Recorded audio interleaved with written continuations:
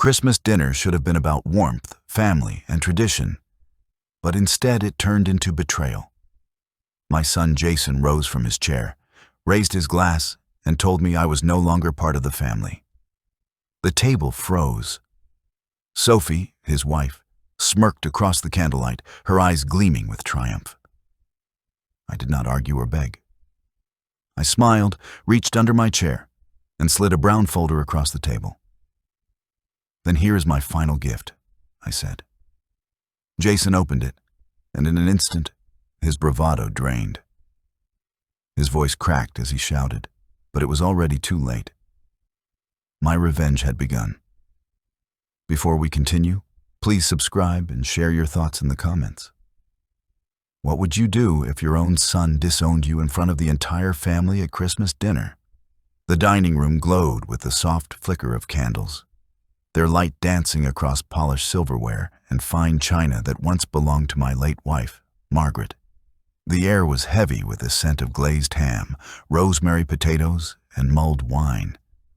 But beneath the food and the cheer lingered something sour that no one wanted to name. I sat at the far end of the mahogany table, my hands folded in my lap, listening to the soft clink of glasses and half-hearted laughter. Jason, my son, stood at the head of the table with his wine glass lifted like a conductor ready to command silence. His wife, Sophie, rested her hand on his arm as if steadying him, though the glint in her eyes told me she already knew what was coming. Around them sat our family, my sister-in-law Linda, a few cousins, and even the neighbors we had invited at the last minute. Their chatter died when Jason cleared his throat. "Dad," he began, his voice carrying across the table, steady but laced with arrogance. "We need to make something clear tonight." His tone was rehearsed, as if he had been practicing in front of the mirror. "You've been holding on to this house, holding on to money, holding on to control. But we have talked. We have agreed. You are no longer part of this family," and he scraped against a plate. My cousin froze mid-bite, eyes darting between us. Linda's fork clattered to the china, her hand flying to her mouth. The hum of the furnace in the background suddenly sounded deafening. Sophie leaned forward, her lips curling in satisfaction. "It is time for you to move on, David. You cannot keep dragging us down." The words sliced sharper than any knife on the table. For a moment, I thought of Margaret, of how she used to sit across from me at this same table every Christmas, her laughter echoing through these walls. She would never have imagined this scene. Her only son standing tall, his face red with self-righteous anger, disowning his father in front of blood and strangers alike. I felt every eye on me, waiting for me to crumble, waiting for me to protest or plead. Instead, I smiled. My hand slipped under my chair where I had placed a plain brown folder earlier that evening. I slid it across the polished surface toward Jason. The movement was slow, deliberate. "If that is how you see it, Jason," I said, my voice low but steady, "then perhaps you should take this." He frowned, his bravado faltering for the first time that evening. "What is this?" "A parting gift," I replied. He hesitated, looking from me to Sophie. She gave him a sharp nod, the kind of encouragement that comes from someone who believes the fight has already been won. Jason tugged at the string tie and flipped the folder open. His eyes scanned the first page, then the second. The blood drained from his face. His grip tightened on the paper until his knuckles turned pale. "What is this supposed to mean?" His voice rose, sharp and panicked, breaking the silence that had gripped the room. Sophie leaned over, her eyes darting across the pages. I watched her smirk collapse into confusion, then into something colder. Fear. She tried to snatch the papers. but Jason pulled them close to his chest, his breathing uneven. The guests shifted in their chairs, whispering among themselves. Linda's brows knitted as she leaned forward, trying to glimpse the papers that now shook in Jason's trembling hands. I leaned back in my chair, my expression calm. The storm was just beginning, but already the balance of power had shifted. Jason slammed the folder shut and hissed, "You cannot do this." "You have no right, I already have," I said quietly, my words slicing through his panic like glass. The room buzzed with whispers, relatives glancing between us as if watching a play where the ending had taken a violent twist. Sophie's hand trembled as she reached for Jason's arm. He shrugged her off, his face blotched with rage and shame. My heart pounded, not from fear, but from a strange calmness I had not felt in years. For too long I had carried their weight, financed their choices, and endured their disdain. Tonight, in the glow of the Christmas candles, I felt something shift inside me. They thought they had written me out of the story. They had no idea that I was the one holding the pen. Jason pushed back his chair with a violent scrape, his glass tipping and spilling red wine across the white tablecloth. Gasps filled the room. His voice cracked as he shouted, "This is not over, Dad." I folded my hands in front of me and smiled again. He had no idea how right he was. When the table finally emptied and the whispers faded into the cold night, I stayed behind, alone in the dining room. The candles had burned low, their wax dripping onto the cloth now stained with red wine from Jason's tantrum. The ham sat untouched, its glaze hardened into a dark sheen. Christmas dinner was ruined, but that did not bother me. What lingered was the echo of his words. "You are no longer part of this family." I sank into my chair, staring at the mahogany surface scarred by decades of meals, games, and arguments. My fingers brushed one particular mark near the edge, a rough etching from when Jason was only 10. He had carved his initials with a butter knife, proud of his little rebellion. Back then he had looked at me with admiration, calling me his hero. How far we had come from that boy. I let the silence fill me, and my thoughts carried me backward, to the years when I worked double shifts just to keep this roof over our heads. I could see myself in my younger days, trudging home from the construction site, my back aching and my hands blistered. Margaret would be waiting with a warm plate, her smile softening every wound the day had carved into me. And Jason, he would run to the door with drawings of cars and footballs, thrusting them at me as if my opinion meant everything. Those years were costly, but I never counted the price. I sold my first truck, a battered Chevy I loved, to pay for Jason's high school football trips. I drained $15,000 from savings to cover his college tuition when scholarships fell short. Margaret and I told ourselves it was an investment, a future. Our boy would carry the family forward. Every dollar was worth it, or so I believed at the time. My gaze drifted to the family photos still hanging on the wall.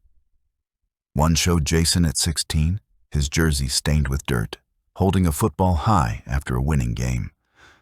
Another captured his graduation day, my arm draped over his shoulders, his cap slightly crooked, his smile wide. I remembered working overnight shifts for weeks to cover the last tuition payment. Margaret had kissed my forehead that night, whispering that one day Jason would thank me. But he never did. Not once. The years after Margaret's passing blurred into a hollow routine. She had fought cancer with quiet dignity, leaving me with memories that still cut deep. Jason drifted further away during those years, only returning with Sophie at his side, her eyes already sizing up the house like a prize. Where Margaret had seen a home, Sophie saw numbers. Where I had seen a legacy, Sophie saw property ripe for remodeling and resale. Jason followed her lead without hesitation. I pressed my hand against Margaret's photograph on the wall. Her soft curls frozen in time, her smile a reminder of a love that had once steadied me. "You would not believe what he said tonight," I whispered, my voice rough. The house answered only with the ticking of the old clock in the hall. The quiet gave me space to think. Jason's words at the table had not been a sudden outburst. They had been a verdict planned and rehearsed. That much was clear. But something gnawed at me beyond the insult. His desperation had been too sharp, too rehearsed. This was not about family pride. It was about money. I rose from my chair, moving slowly through the house. The Christmas tree still blinked in the corner, its lights casting colored shadows across the floor. Underneath were only a handful of gifts, neatly wrapped by Sophie with ribbons and bows. They looked more like props than presents. In the kitchen, I noticed something that caught my attention.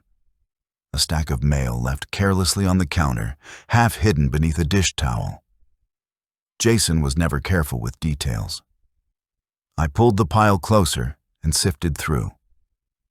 Credit card statements, bank notices, an envelope stamped with bold red letters, "Past due." I unfolded the letter. It was from the bank regarding a small condo Jason and Sophie had bragged about last year. They had called it an investment property, their ticket to financial freedom. Now, 2 payments behind, foreclosure loomed. The letter warned of legal action if immediate payment was not made. Another envelope revealed a credit card bill. $7,400 owed, most of it for high-end furniture, spa visits, and luxury restaurants. Sophie's name appeared again and again in the charges. I shook my head, a bitter smile tugging at my lips. They mocked my house, called it outdated, while they burned through money they did not have. As I sifted deeper, more letters surfaced, another card, another overdue balance. This was not just a stumble. This was a collapse in progress. They had built their life on credit, on showmanship, on illusions.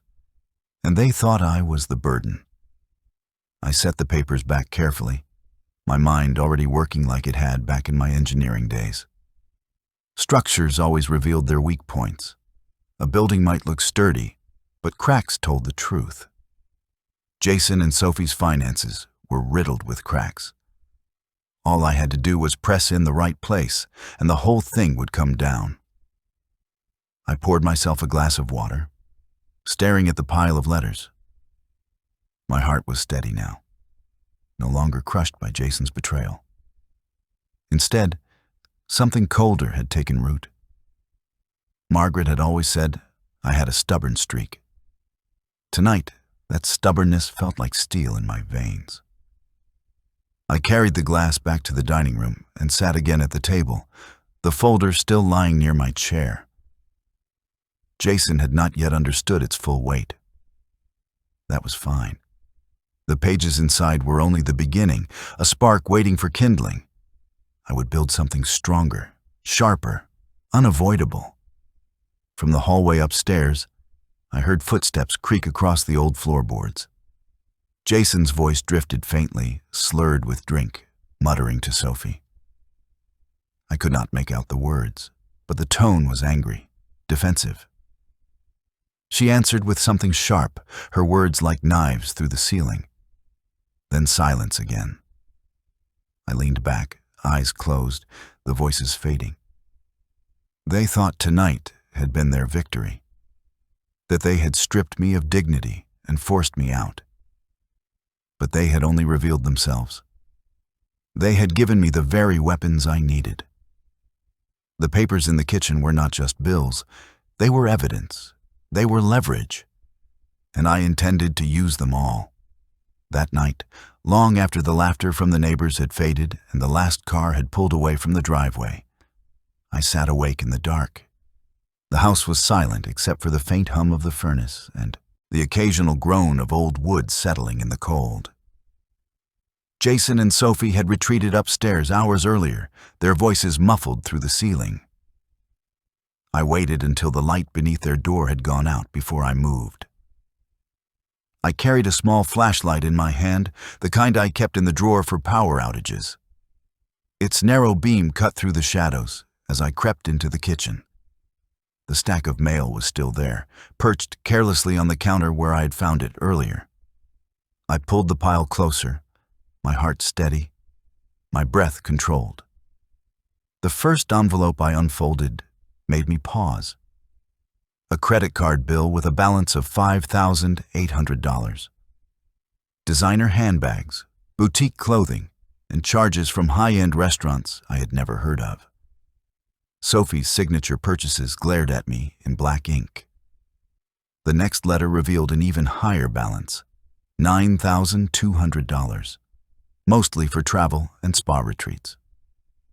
My jaw tightened. That alone could have covered 3 months of utilities in this house, the same house she mocked as outdated. Deeper in the pile, I found the condo mortgage statement again. 2 months behind, $2,600 overdue, with a warning that foreclosure proceedings would begin if another payment was missed. I remembered Jason bragging last year about how he and Sophie had leveled up, how they were building wealth while I sat on an old relic. I traced the number with my finger, shaking my head. Wealth built on sand, ready to crumble at the slightest wave. I pulled my notebook from my pocket, the one I had carried for years on job sites, and began writing figures in neat, sharp lines. $15,000 in tuition I had paid years ago. $185,000 total support over decades. Mortgage payments, cars, tuition, loans. Now, nearly $20,000 in fresh consumer debt, and an investment property on the verge of collapse. Each number was a nail in the coffin they had built for themselves. I flipped to a blank page and wrote one word across the top: evidence. The flashlight beam caught another envelope at the bottom of the pile. A final notice from the electric company, $480 past due. I almost laughed aloud.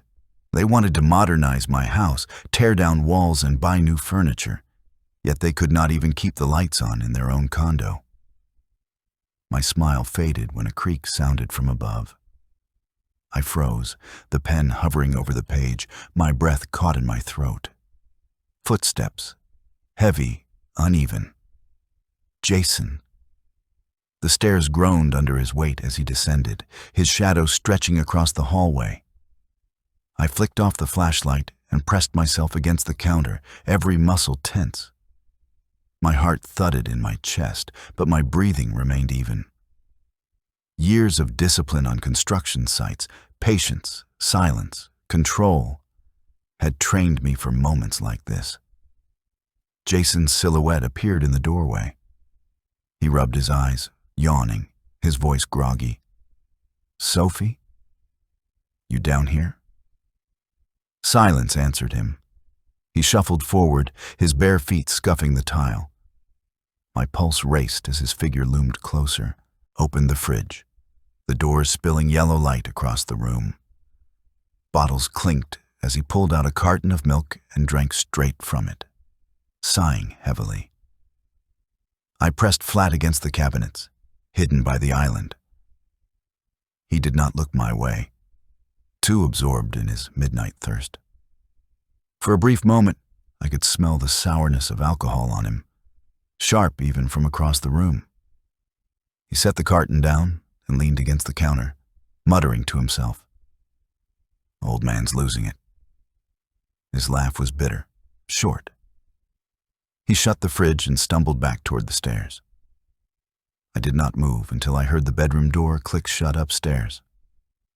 Only then did I switch the flashlight back on, my hand steady again. The papers lay scattered across the counter where I had dropped them in my panic.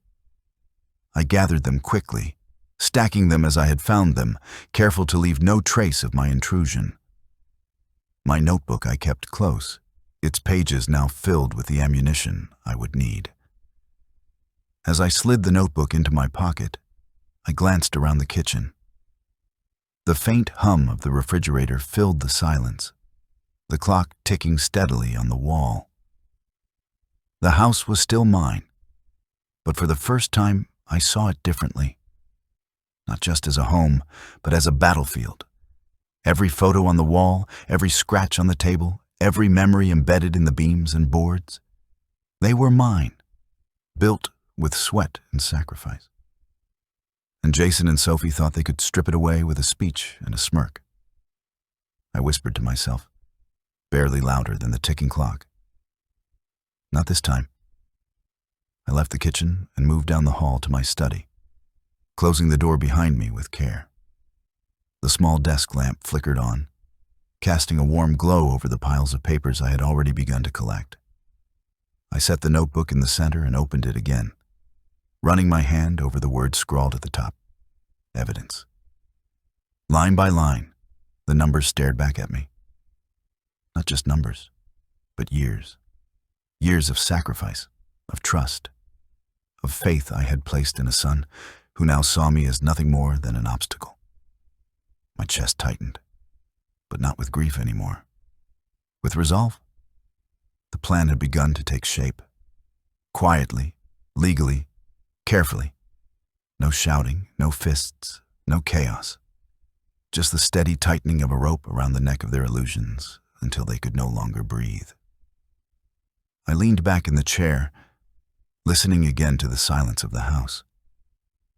Jason had returned to sleep, no doubt dreaming of the future he thought he had secured. He had no idea that every misstep, every careless bill, every selfish choice was already mapped in my hands. The folder I had given him at dinner had rattled him, but it was only a taste. What came next would leave no room for misunderstanding. The morning after Christmas, the house felt colder than usual. Jason and Sophie remained upstairs, probably sleeping off the wine and bitterness of the night before. I dressed quietly, pulling on my old wool coat and boots, and stepped outside into the biting Cleveland air. Snow blanketed the streets, muffling the world in silence. But inside me, a storm was building. I walked to my truck, brushing snow from the windshield, and sat for a moment with my hands on the wheel. Margaret's scarf still hung from the rearview mirror, faded but fragrant with the faintest trace of her perfume. I touched it lightly, grounding myself in her memory. She had always believed in handling matters with dignity. If she could see what Jason had become, what Sophie had encouraged him to be, she would have been heartbroken. I whispered into the stillness, "This is for you, Margaret, for everything we built." The drive into the city was slow, the roads slick with ice, but my focus was sharp. By the time I parked near the law offices on Euclid Avenue, my decision had hardened into steel. The glass towers reflected a pale winter sun, their surfaces as cold as the resolve in my chest. Inside the building, warmth and efficiency greeted me. The receptionist led me to a small conference room where Richard Thompson was waiting. He had been my friend since my engineering days, a sharp-minded lawyer who had guided me through contracts and property disputes over the years. Now retired from the big firms, he still handled private clients, men like me who needed precision and discretion. Richard looked up from his papers as I entered, his gray hair neatly combed, his sweater slightly frayed at the elbows. He smiled faintly, but his eyes narrowed when he saw my face. "David, you look like a man who has been carrying a heavy weight." I sat across from him, placing my notebook on the table. "He disowned me, Richard. At Christmas dinner, in front of everyone, told me I was no longer part of the family. But it is not just words. He and Sophie are plotting. They want this house. They want everything." Richard leaned back, folding his hands. I see. His voice was calm, measured. So, you are ready to take action? I opened the notebook and slid it toward him. The pages filled with figures, debts, overdue notices, and my notes. He studied them silently, his eyes scanning line after line. When he looked up, his expression was harder. They are drowning in debt. Exactly, I said. And they expect me to fund their drowning act. But I will not. Not this time. Richard nodded slowly. We can approach this in 3 steps. First, secure your own assets. Second, cut off their access to your money. Third, address the house. You built it, you own it, and you must keep it that way. I listened carefully as he laid out the plan.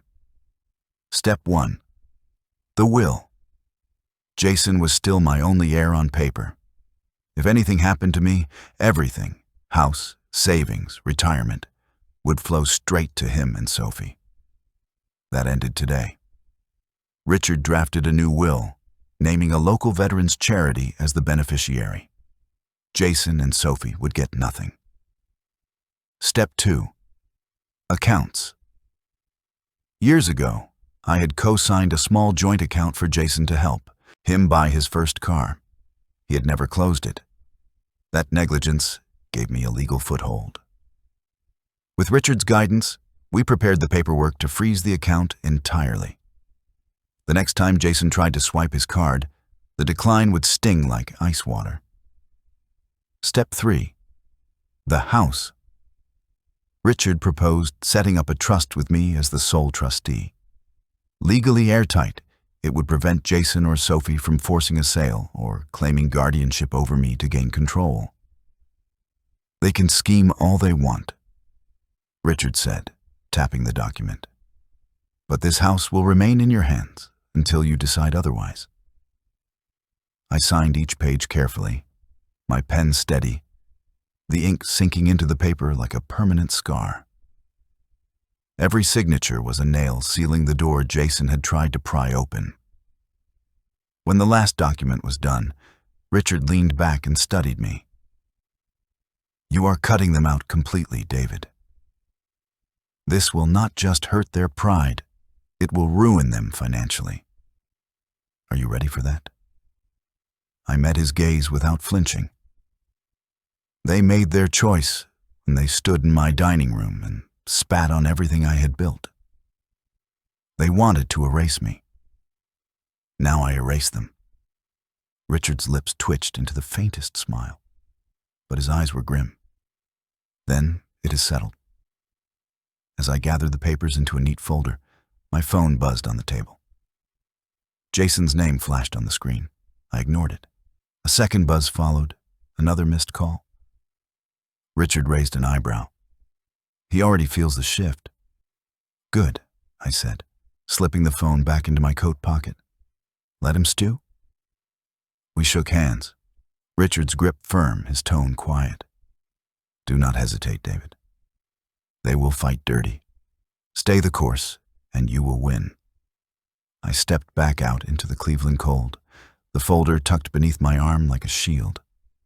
Snowflakes drifted through the air, melting on my coat, but I hardly noticed.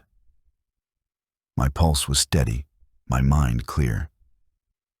Jason and Sophie thought they had taken the upper hand. They had no idea that the ground beneath them was already collapsing. Back in the truck, I glanced once more at Margaret's scarf on the mirror. For the first time in years, I felt a sense of control return. The boy I had once sacrificed everything for had chosen greed over love. I would not chase him anymore. I would not beg for respect. I had given enough. As I pulled onto the icy road, my phone buzzed again. Another call from Jason. I let it ring, my hand resting on the wheel. Every unanswered call was another reminder to him that his power was slipping. That the man he thought he had broken was very much alive and very much in control. By the next morning, the storm had begun to show itself. I was in the study, sorting through old receipts and photographs, when I heard Jason's voice rise from the living room. It was sharp, strained, tinged with panic. I stepped quietly into the hall, close enough to hear, but hidden from view. "Declined again?" Jason snapped, slamming his phone down on the coffee table. "The card will not go through. Not for the car payment, not for groceries, not for anything." "It is frozen," Sophie's voice followed, calmer but cold. "That does not make sense. Cards do not just freeze." "Call the bank." "I already did." Jason's voice cracked with frustration. "They said the account has been locked by the primary holder." "That is Dad. Sophie. He did this." There was a pause. I could almost see the wheels turning in her head. Sophie prided herself on control, on appearances, on being the one pulling the strings. But this was different. This was a trap she had not anticipated.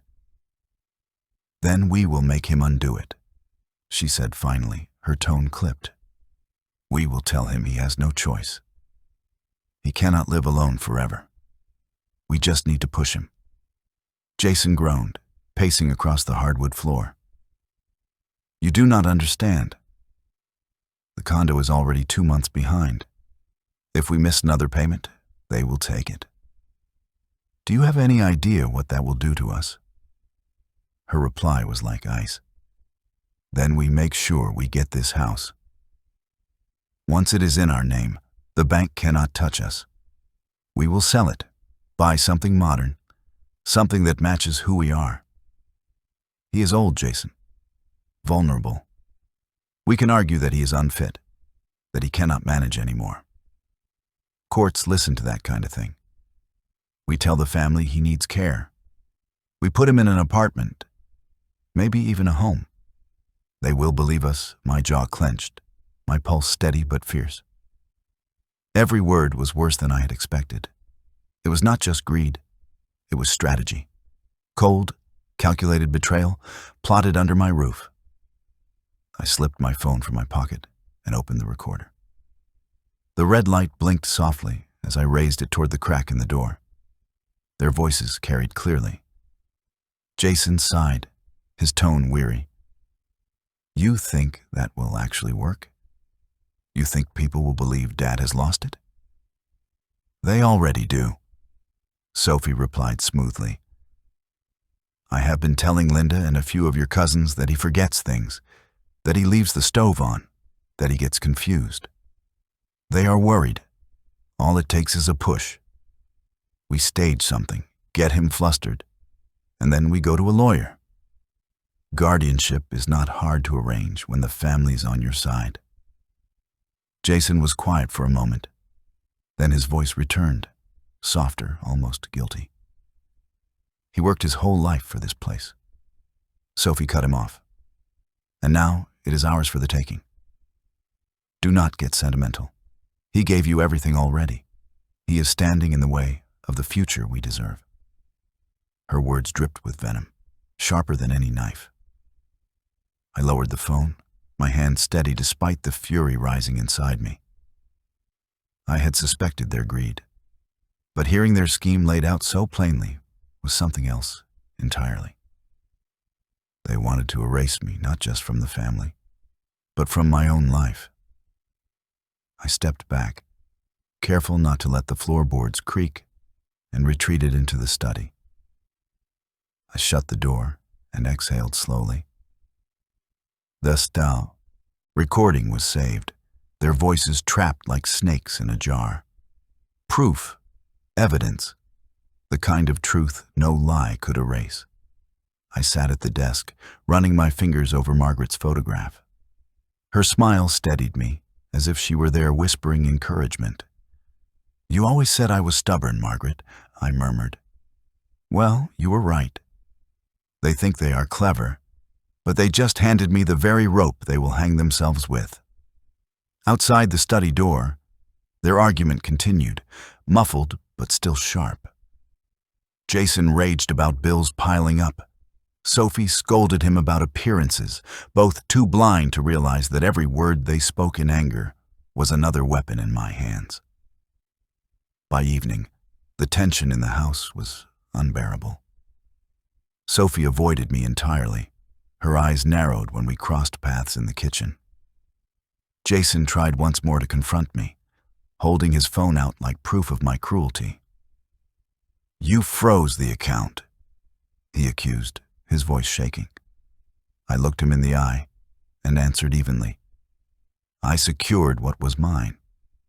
He sputtered, but I did not linger. I brushed past him, leaving his anger to fester. Later that night, I sat by the window, watching snowflakes drift under the streetlight.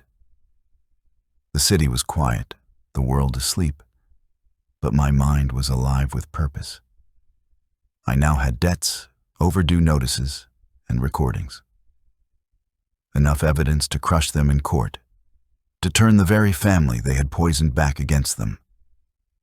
But more than that, I had clarity. For years I had tolerated Jason's entitlement, Sophie's sneers, their constant reaching for more.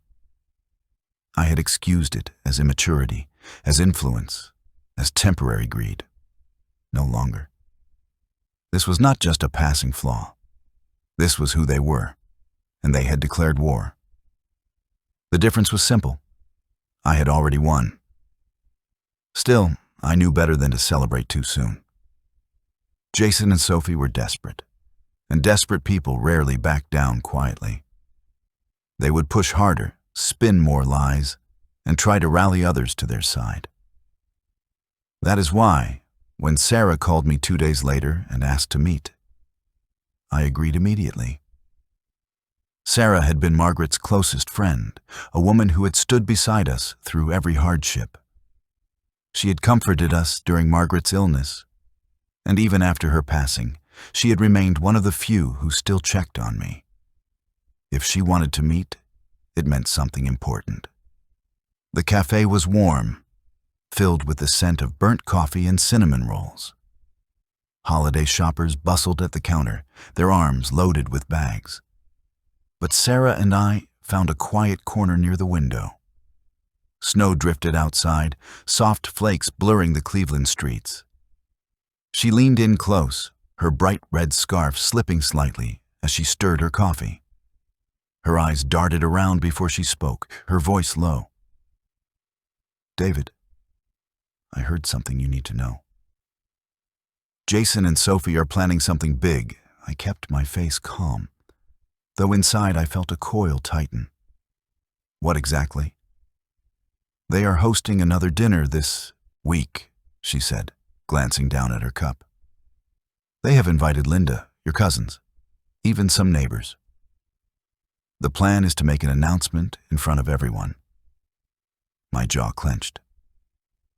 "An announcement?" Her eyes met mine, sharp with worry. "They are saying you are unfit to manage your life anymore. They want to push for guardianship. Sophie has been calling relatives, telling them you forget things, that you leave the stove on, that you are confused. She says it is for your own good, that you need to be cared for. They are painting it like compassion, but it is a trap. They want control of the house." I felt the heat rise in my chest, though my voice stayed calm. "Guardianship. They want to declare me incompetent." Sarah nodded, her hands trembling slightly as she set down her spoon. "Linda told me last night.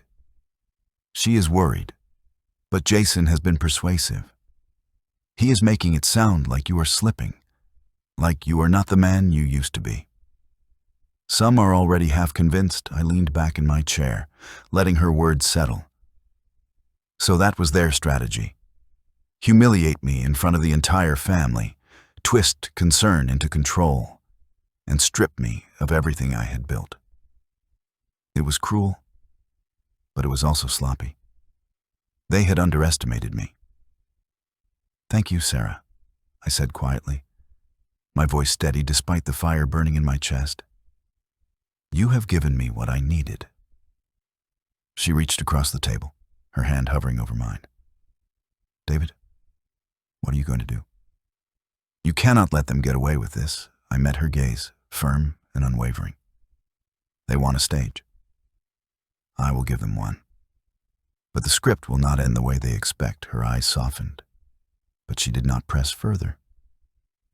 She knew me well enough to trust I had a plan. We finished our coffee in silence, the noise of the cafe buzzing faintly around us, both of us lost in thought. That night, back in the house, I sat at the dining room table long after Jason and Sophie had gone upstairs. I spread my evidence before me. The overdue notices, the credit card bills, the condo foreclosure warnings. I added the audio recordings I had saved, their voices clear as crystal as they plotted to declare me unfit.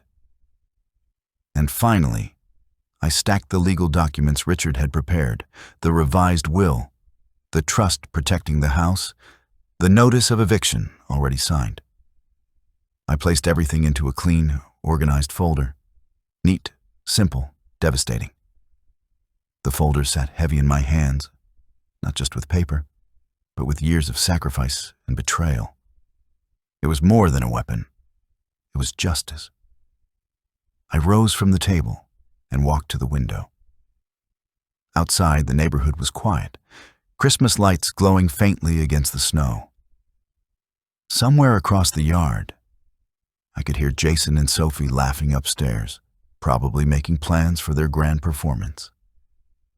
They thought the world still revolved around them, that I was too tired, too old, too broken to resist. But what they did not understand was that age does not erase resolve. If anything, it hardens it. The day of the dinner came quickly. Relatives arrived dressed in holiday colors, their voices warm with forced cheer. Linda greeted me cautiously, her eyes flickering with concern, as if she were trying to measure whether Sophie's lies held truth. I gave her a calm smile, saying little. Let them wonder. Let them whisper. Soon, the truth would speak louder than anything else. The dining room glowed with candles and holiday decorations, the table set once again with Margaret's china. Jason stood at the head, Sophie beside him, her posture perfect, her smile sharp.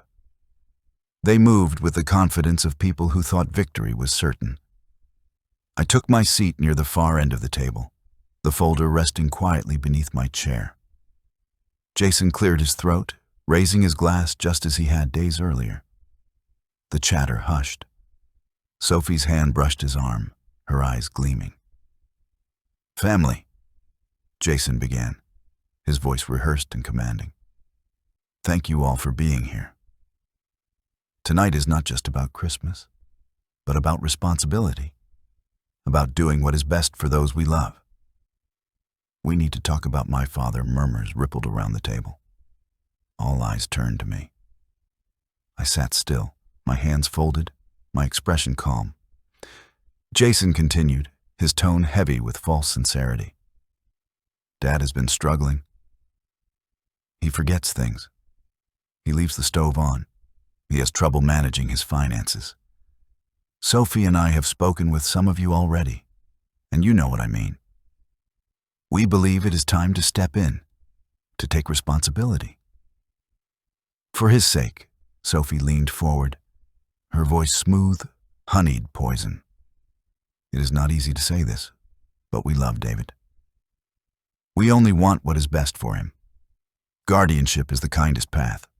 With the house in our care, he can finally rest. The room fell silent. Some guests looked at me with pity, others with unease. A few nodded slightly, already swayed by their lies. I could feel the weight of their stares pressing against me, but I did not flinch.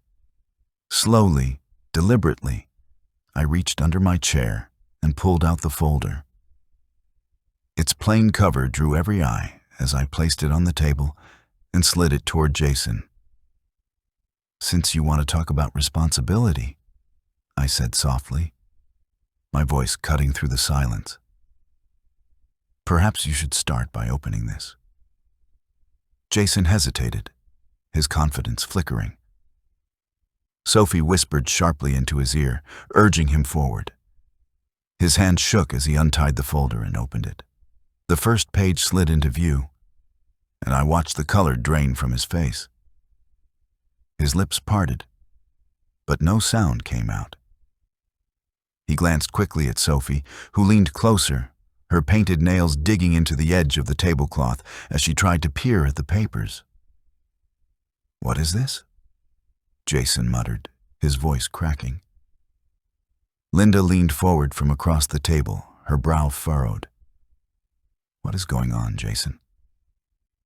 Jason flipped the page, and the room seemed to freeze around him. The eviction notice stared back at him in bold black letters addressed to him and Sophie, signed and sealed with legal authority. His fingers trembled as he tried to turn to the next page. Sophie snatched the folder from him, her eyes darting across the lines. The smirk she had worn all night vanished. She stiffened, her voice rising sharply. "This is a lie. It has to be." I leaned forward, my hands clasped calmly in front of me. "It is no lie. Those are legal documents, Sophie. The house is placed in a trust. You cannot touch it. And the eviction notice gives you 30 days to leave." Gasps rippled through the table. Forks clattered against china. Cousins exchanged wide-eyed looks, while Linda's hand covered her mouth in shock. Jason's face flushed red, his jaw tightening. "You cannot do this. You would throw your own son out of his home?" "You chose this path," I said evenly. "This house is mine. I built it. Every nail, every beam, every dollar came from my hands and your mother's sacrifices. You stood here and disowned me. You said I was no longer family. And so I have taken you at your word." Sophie's voice cut in, brittle but sharp. "You are cruel, David. You are punishing us for wanting progress. The family will see through this." "Will they?" I asked, my gaze steady. "Turn the page." She hesitated, but Jason snatched the folder back and flipped to the next section. His eyes scanned the printed bank statements, the credit card bills, the condo foreclosure notices. Each line glared back at him. Thousands in debt, months overdue, luxuries piled on top of irresponsibility. His breathing quickened, panic rising. "This is private," he stammered. "You had no right to dig into our finances." "You left them scattered on my kitchen counter," I replied, my voice calm but unyielding. "You were careless. I only gathered what you exposed yourselves." Linda stood, snatching one of the pages from Jason's trembling hands. Her eyes widened as she read. "Is this true? Jason, you told us your father was losing his mind, that he was draining money and putting himself at risk. But this shows it is you." "All of it," Jason tried to speak, but his voice faltered. "It is not." "Turn the page again," I interrupted. Sophie's hand shook as she did, revealing the transcript of their recorded words. Every vile phrase, every calculated scheme, written in black and white. Jason leaned over it, his eyes darting wildly. The words mocked him, his own voice preserved like a ghost. Linda read aloud, her voice breaking with disgust. "We can argue that he is unfit. We tell the family he needs care. We put him in an apartment or a home. Jason, this is you. This is what you said." Gasps filled the room again, this time tinged with anger. Cousins muttered curses under their breath. One of the neighbors shook his head, pushing his chair back. "Unbelievable. To do this to your own father," Sophie slammed, her hand on the table, desperate to salvage control. "He is twisting everything. You are all being manipulated." But her voice shook, her carefully painted facade cracking under the weight of the truth. Sarah, Margaret's old friend, stood from her seat at the far end of the table, Her eyes blazed as she pointed directly at Sophie. "You spread lies about David. You told us he was unstable, that he was losing his mind. All while you schemed to steal his house. You are shameless." The room erupted. Voices rose in anger, some at Jason, some at Sophie, some in disbelief. Papers were snatched up and passed around, evidence spreading like wildfire across the table. The once elegant Christmas dinner had turned into a storm of accusations and shattered reputations. Jason's shoulders sagged as he tried to gather the papers, his voice desperate. "Dad, please, this is not what it looks like." "We were only trying to—" "To what?" I cut in, my voice sharp now, no longer calm. "To erase me? To bury me while I was still alive? You stood at my table and told me I was no longer family.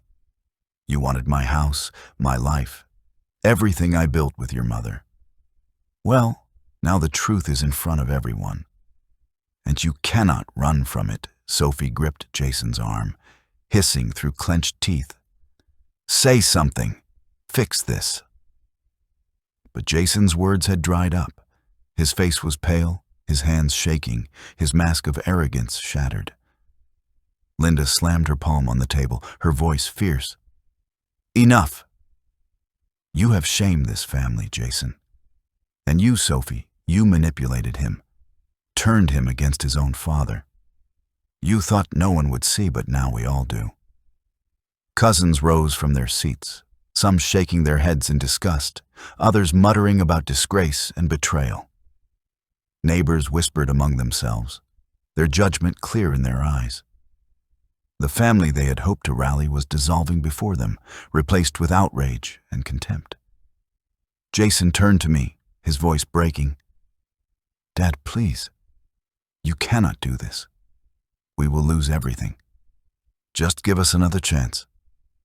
I stood slowly, pushing my chair back with deliberate calm. "I gave you every chance, Jason. I gave you my time, my money, my sacrifices, my love. And in return, you disowned me. You plotted against me. You called me a burden. You made your choice." Sophie's voice cracked, her composure gone. "David, please, think about what you were doing." "We are family," I looked at her coldly. "You said I was no longer family. Remember?" Her lips trembled, but no words came. The room was silent now, all eyes on me. I gathered the scattered papers into the folder and tucked it under my arm. My voice was steady, final. "This house remains mine. You have 30 days to leave. The rest of the family knows the truth. And as for you, Jason, you erased me first. Tonight, I only returned the favor." The dining room fell into silence after my words, the weight of them pressing down heavier than the snow gathering outside. Jason sat slumped in his chair, his head buried in his hands, while Sophie stared blankly at the scattered papers on the table, her face drained of all color. Around them, the family was already rising, gathering coats, shaking heads, and muttering words they would not soon forget. Linda paused at the doorway, her eyes soft as she looked at me. "David, I am sorry. I should have known something was wrong. I let myself believe their lies." I nodded once. "It is finished now." She left with the others, the slam of the front door echoing through the empty house. Jason and Sophie remained seated, motionless, until finally Jason muttered, "You cannot do this to us." I turned, folder still tucked under my arm. "It is already done." I walked out, leaving them in the ruins of the dinner they thought would crown them victors. The days that followed were a blur of legal confirmations and stunned phone calls from relatives who had been present that night. Richard called to confirm that the eviction notice had been delivered formally, the 30-day clock already ticking. The bank confirmed the freeze of the joint account. Jason tried calling me several times in those first few days, but I never answered. His messages grew shorter, angrier, and then stopped altogether. By the end of the month, their car was repossessed. The condo foreclosure moved forward, and they were forced to pack their belongings out of my house. Sophie left first, her pride too shattered to face me. Jason lingered a day longer, walking through the halls like a stranger, before finally stepping out with nothing but 2 suitcases and a hollow look in his eyes. He did not say goodbye. When the last of their footsteps faded from the porch, the house was quiet again. Not empty. Quiet. For the first time in years, it felt like mine again. Yet I knew I could not stay.